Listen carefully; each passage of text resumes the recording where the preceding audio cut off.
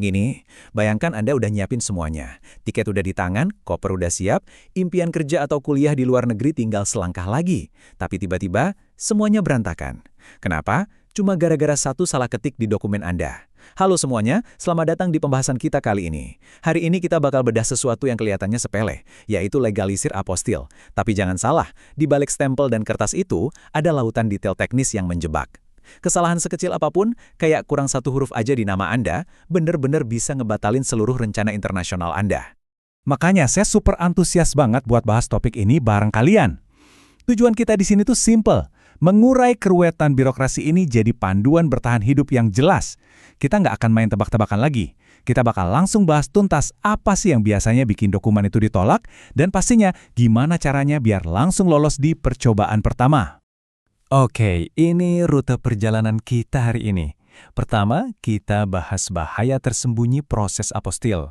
Lalu kesalahan persiapan fisik dokumen, lanjut ke jebakan legalitas dan aturan, daftar periksa verifikasi akhir yang wajib banget, dan terakhir, solusi cepat lewat layanan profesional.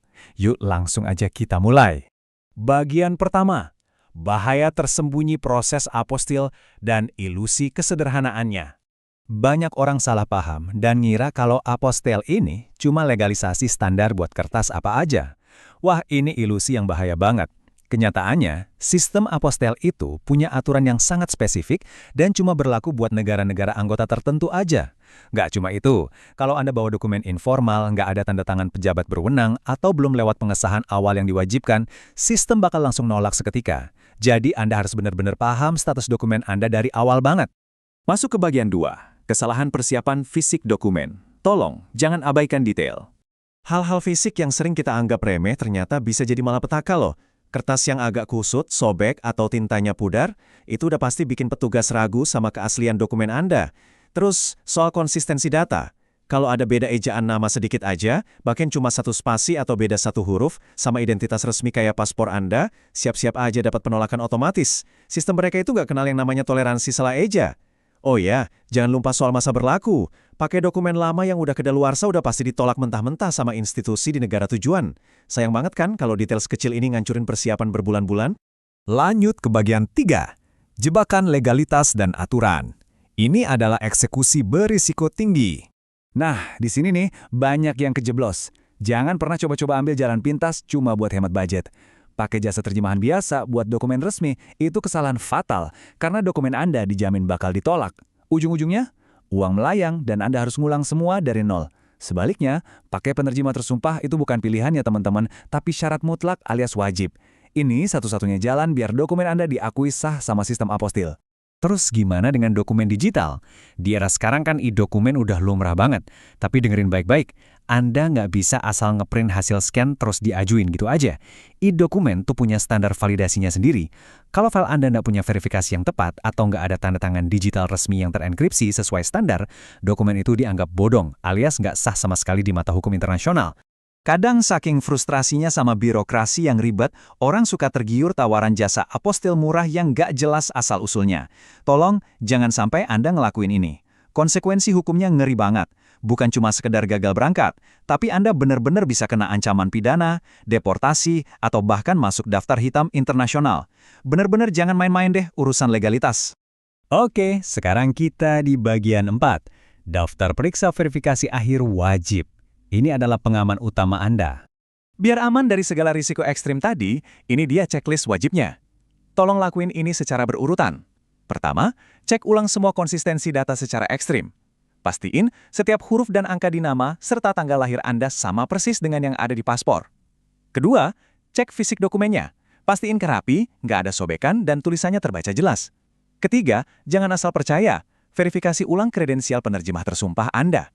Dan keempat, pastiin format dokumen udah patuh sama aturan spesifik di negara tujuan Anda. Langkah-langkah sederhana ini sering banget dilewatin, padahal justru inilah penentu kelulusan dokumen Anda. Terakhir, bagian 5. Solusi cepat via layanan profesional. Kita bahas kapan Anda harus minta bantuan. Ngerjain semuanya sendiri alias DIY itu emang kedengerannya heroik, tapi kalau nggak ada pengalaman, ini sering jadi mimpi buruk. Banyak yang baru nyadar betapa kompleksnya proses ini setelah berkali-kali ngerjain revisi yang nggak kelar-kelar. Kesalahan format dikit aja bisa bikin ongkos Anda bengkak drastis karena harus mondar-mandir ngurusnya. Nah, disinilah layanan profesional masuk. Mereka bisa ngejamin dokumen Anda sesuai standar ketat, hemat waktu berjam-jam, dan pastinya bebas dari stres. Mereka bakal urus detail teknis yang ngebosenin itu, dari pengecekan awal sampai beres diserahin. Ini pilihan yang paling logis dan efisien.